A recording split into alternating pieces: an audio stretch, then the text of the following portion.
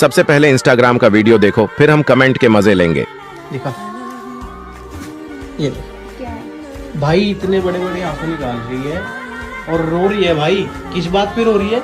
ये देख, ये देखो। पहले तो इसके कपड़े देखो भाई, ठीक है। और भाई ये तो थोड़े कपड़े हैं, बेड खोल दिया और स्टोर में दिखा दिया भाई। फिर भी बोलेगी मेरे पास बहुत कम कपड़े हैं। क्या है ये? इसमें रोने वाली क्या बात है? ये सब मैंने खुद ले आया, आप नहीं दिलाते मेरे को कपड़े। मेरी बात यार। तो चलिए शुरू करते हैं। भाई मुझसे पैसे ले ले पर रूला मत यार। अच्छा, भाई तू क्यों खुश हो रहा है? मैं नहीं बताऊंगा। यार ये मुझको दे दो, बहुत प्यारी है। नो। चुपचाप कपड़े दिला दे भाभी को। अच्छा। हर वक्त तो यही कपड़े पहने रहती है। क्या बात कर रहे रे बाबा?